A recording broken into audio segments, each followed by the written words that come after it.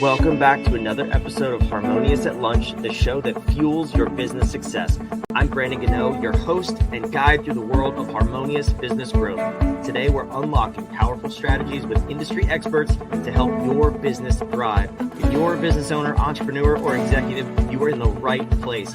Join me and our incredible guests today on the journey to clarity, growth, and success. It is time to revolutionize your approach to business. Let's dive in with another episode of Harmonious at Lunch. Welcome back to some more bite-sized business advice, and we have my favorite type of episode today. We have a success story, a story of an entrepreneur's journey, because there's too many people out there. Hopefully I don't fall into this category, but just telling you, go do it, go chase your dreams. You're going to be a millionaire.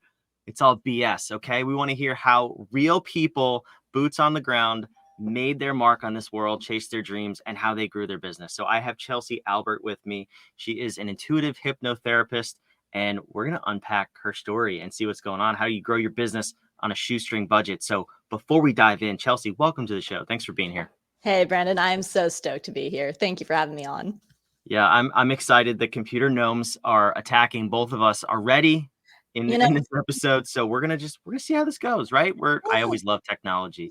Mercury's in Gatorade or something like that. I don't know. So no, I'm excited to dive in though. Intuitive hypnotherapy. That sounds complex. It sounds like you need 7 degrees. I'm curious though, what got you into this line of work in the first place? Yeah, so I had started out in the salon industry, and you're always everyone's therapist in that industry anyway, right? But I wanted to work with people on a deeper level. So flash forward, I went through my own kind of journey, and I went through a divorce, and I was looking for my own healing, and I went to every therapist in the books, the psychologist, the psychiatrist, the nail lady, everyone that I could try to go to. And it wasn't until I found hypnotherapy that something actually really clicked and stuck, and I was able to get past all those old patterns that I was going through. So naturally thought, oh my God, I have to learn this. And then once I learned it, I was like, how do I get clients? How do I actually click this over? Because it was a unique industry, and it still is. And it's hopefully I can share something with maybe some of your more non-traditional audience today that are working on something that may not be as easy as, hey, something that you can put on a business card. Yeah, I think everything's a non-traditional business. At least it should be viewed that way, because there's so many lies on the internet about, run this Facebook ad and triple your business overnight, or do a 5-day challenge and get clients effortlessly. I can't stand these lies on the internet about how to grow your business, how to get clients. So that's the magic question, is what you said. How do I get clients for this unique business? That's what everybody's always asking, especially when they're in startup mode. But even further, we ask ourselves that, we ask our clients that. How do we get clients, and how do we do it for as little of a cost as possible? And I think that's a valuable question to not fall in this trap of, again, all the gurus on the internet. So before we move forward, I have to know, who was the best therapist for you? Was it the nail lady, or was it the actual certified therapist? Because I have a hunch, but I want to hear from you. Oh God, I gotta tell you, between the nail lady and my hairstylist, usually they can, click something over. But I do have a couple of healing mentors. The guy who, like I said, actually eventually became my teacher, he was definitely the catalyst to everything, I think. And since then, I've had people who have been with me on my journey since beforehand, like my energy healing mentor. She's been there with me kind of through my actual awakening, and oh shit, I actually do want to be a healer. So yeah, I've had a lot of mentors along the way, but I think honestly for me, traditional therapy always tended to plateau. So I was looking for something that would break through that plateau, because I was always super analytical, and I was really good at talking myself into circles and trying to help the therapist. Yeah, no, it has to be my parents, clearly. And I would go off on a spin. So I had to get out of my own way. And the unconscious work and the energy work that I've been doing and that I've incorporated into my own practice have really would have been what got me out of my head. Yeah, I would say, this is a business show. So from a business perspective, I think therapists have one of the best business models, because they retain their clients for a long time. And I think you can read between the lines of how I feel about traditional therapy. Yeah. And you speak to something that's kind of really a struggle with my industry. My goal as a healer is to help you not need me as efficiently as possible, which is a terrible business model. It really is. This is dumb. Why are you doing this? Right, but I want your referrals more than I want your money. So I would rather help somebody heal and not need me, except maybe, occasionally when something comes up. And I would rather them tell 20 friends about me. Like that's just kind of how I've always operated. But you're right, it is a terrible business model to help people heal. No, I think it's the best. We are fractional COOs. We're consultants. Same model. We need to get you off of our client list as soon as possible because that means your company's actually growing. It's successful. You can afford a full-time COO costing you hundreds of thousands of dollars. I believe in that business model because the client is winning, and when they win, they give you referrals to their Yeah. best friends and other businesses that they know. So I love this business model, and I want to unpack it for you and your story. So you fell in love with hypnotherapy. You knew you had to do this. You had to be a healer. You went and got trained, and then you asked that question, right? How do I get clients? So I want to hear, like, what was your journey to get the first client? I think that's always a fun story. Ooh. So my first client was kind of captive. I was working in the salon. I was doing eyelash extensions. So I have one of my favorites there on the table, and she's talking about how she had been wanting to date, and she had ever since her divorce, she's been sketched out about it, but she really wants to meet someone, but she really that whole thing. And I'd been hearing her come in with this for a good little while, and then finally, this is shortly after I finished my extended mentorship. I said, you know what? Let me try something. And sometimes I think like getting that first client has to almost be like hey, can I just try this? Sometimes your first client's not always paid. Sometimes they turn into your first paying client.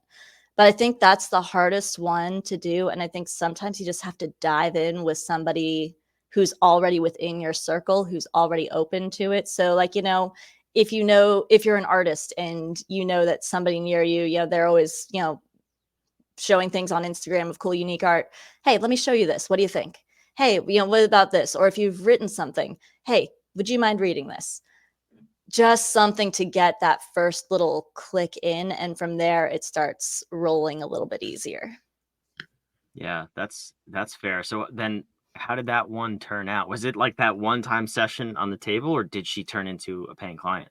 So she actually did pay me for a few more sessions because she came back 3 weeks later and said, okay, well, I've gotten online and I met someone I actually like. So we did another session on another relationship that she had and healed that.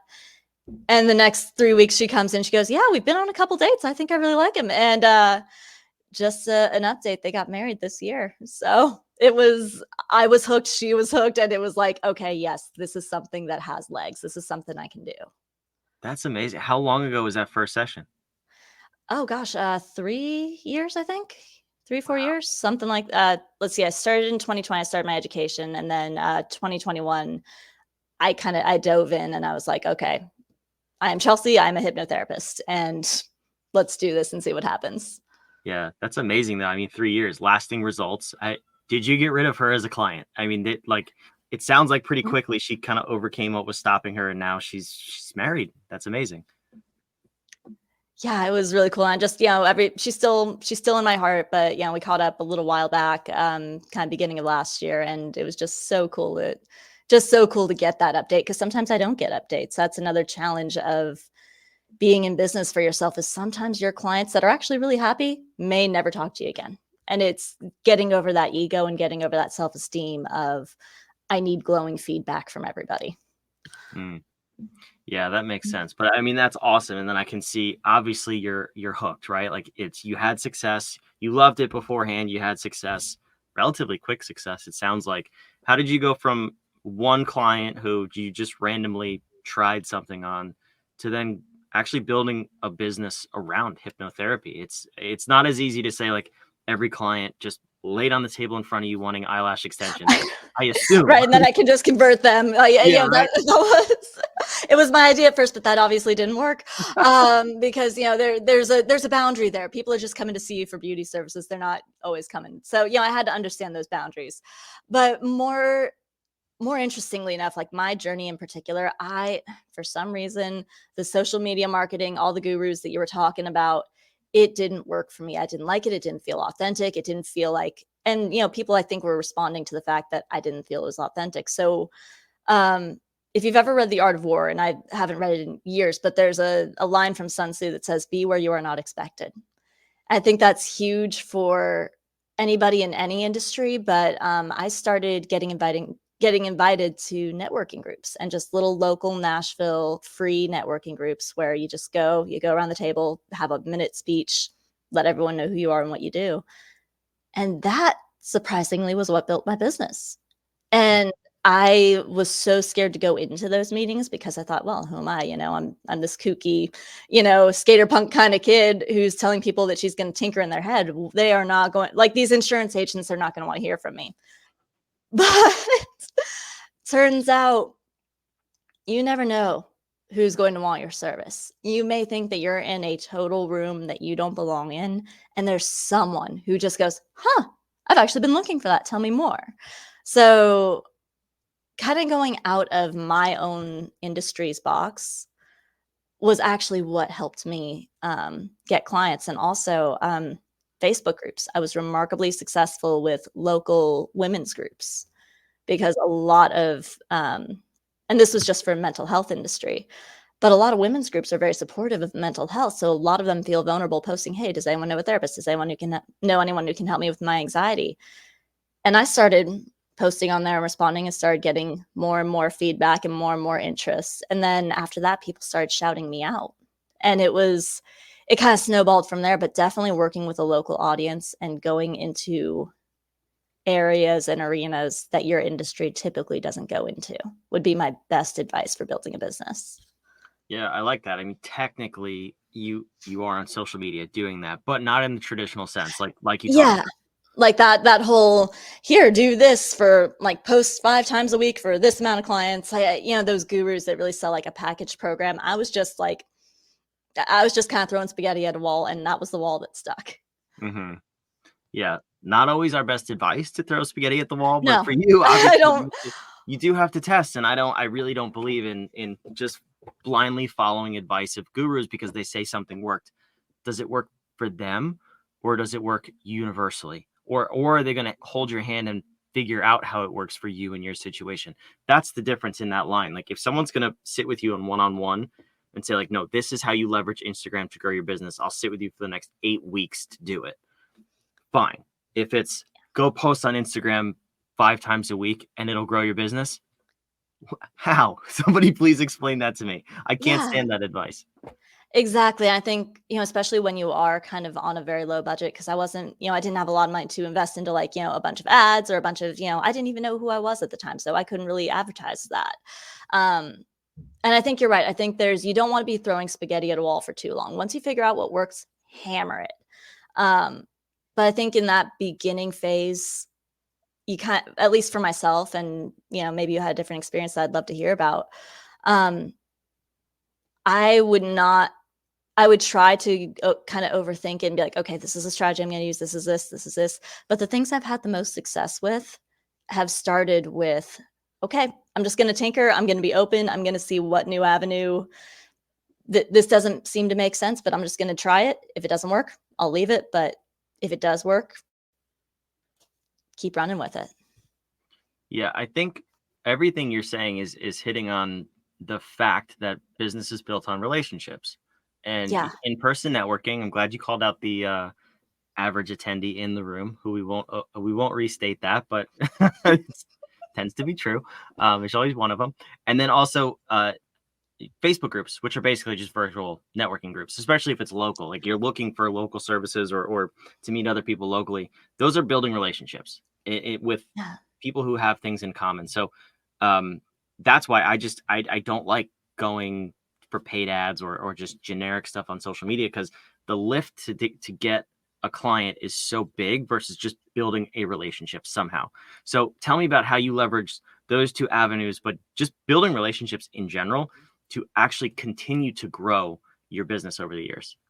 Yeah, that kind of spiraled. At first, I was just getting clients from it, and then I began getting referrals from it. And that, you get one client and then they refer a couple of friends, so now you've got 2 clients, and it kind of tends to multiply from there. So building relationships, and honestly, as an entrepreneur, as somebody who is a self-professed workaholic, because I love what I do, it's kind of where you make your friendships too. You get into group of people that push you and challenge you. And it's, it's a really cool thing. But also, going back to the shoestring budget for just a sec, when you are able to make those connections and make those friendships and those relationships, you also get access to those people's resources just like they get access to yours. And so if it means that I'm having a cup of coffee with someone on a bad day, then they get access to my work without necessarily having to be like the whole, if we're just talking business and they're like, I'm really having trouble with it, they might actually get a really good benefit from having coffee with me. And in the same token, I've also been able to get access to some really amazing professional work on, I will say, a little bit of a budget. I've been able to barter services. I've been able to, and I don't always recommend bartering because then you can kind of get into a slippery slope of, great, you've got all these resources, but you don't actually have any money. You need to have a balance there. But when you're in the right scenario and in the right setup, you can really get access to some amazing resources that otherwise you wouldn't have been able to have access to if you were just trying to do it all from your laptop within your house and not go outside. Yeah, I mean, we're talking about building a business on a shoestring budget, but it's still coming back to relationships, which I'm glad this is where the conversation went, because the general consensus of today is go market to a cold audience on the internet who you don't know. And business has never been that way. And I don't believe it ever will be that way. Even in the world of AI that we live in, I find time and time again, it's the personal touches, it's the human touches that go above and beyond everything else we do. No matter how much you automate, a handwritten thank you card will still go 10 times further than an automated email. And I stand by that. Absolutely. I got to tell you, as someone who is terrible at those notes, it is gold though. But as a client, like I've had people that I've never even worked with that I've just had coffee with, and they've sent me a note, and every time it just warms my heart. And it really is. I think you're right. It comes down to relationships, because also those people who have those relationships with you, they're going to be your support net. They are going to be the people that you can go to either A, when you have no idea and you're just stuck and you need to learn something new, or again, like just emotionally, it is kind of a cool club that we're all in, that if you tell somebody you're in business for yourself and they're in business, you have a friend, and there's a couple of people who take that too far and they're like, oh, hey, let me give you my card. No. But if you get really good with those relationships, you've got a support system that you have no idea how powerful it is.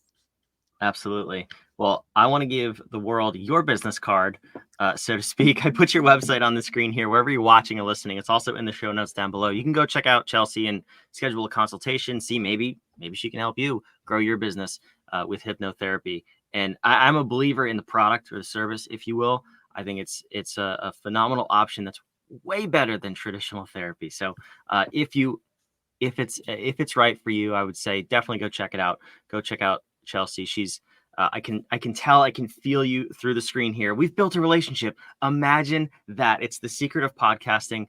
I love this medium because I get to meet amazing people like you. You get to share your story and I get to hear about it selfishly. Podcasting is the biggest cheat code in the world because I just get to talk to amazing people like you. So thank you for coming on this show, Chelsey. It's amazing to have you here. Thank you, Brandon. It was just so cool to see you geek out just there about podcasting. I love working with passionate people, and this was just so fun for me. Thank you so much for this opportunity. Absolutely. I have one last question that I just think is important, because we all need to be kind of looking at where we're going, right? I mean, our story is fantastic of what got us here. It's always inspirational to be able to hear you grew your business on a shoestring budget, but where do you want to take your business, and at least what's your plan to get there in the next 3 to 5 years? Where are you going? Yeah, so I just launched a membership format where other people can have access to not only recorded audios of my best work and my best protocols, but also live one-on-one coaching. So I love doing my private sessions. I want to reach more people. I really like this. This world is we're in interesting times, and there's a lot of anxiety, a lot of pain out there. And this is no time for me to be playing small. So right now I am inviting more and more people into that membership to join that community, and to get healing on the go whenever they need it. And So that's my big passion project right now. I wouldn't say it started out as like a 3 to 5 year goal, but it just came up and we started working on it, and then it's growing into this thing that's kind of taken on a life of its own. So I think I'm really going to nurture that and just enjoy expanding my reach. And in doing that, the money in the business will grow. Preach. Impact first, everything else follows. I love it. That's fantastic advice. So, Chelsey, thank you again for coming. For you watching, listening, wherever you are, first, go to her website. Go check it out. You're going to want to see that. Second, make sure you subscribe so you don't miss a minute of this daily ridiculous show where we hopefully just disrupt the way you think a little tiny bit about growing your business and help you get to that next level. One crazy episode at a time. Thank you for listening. We'll see you on the next episode of Harmonious at Lunch.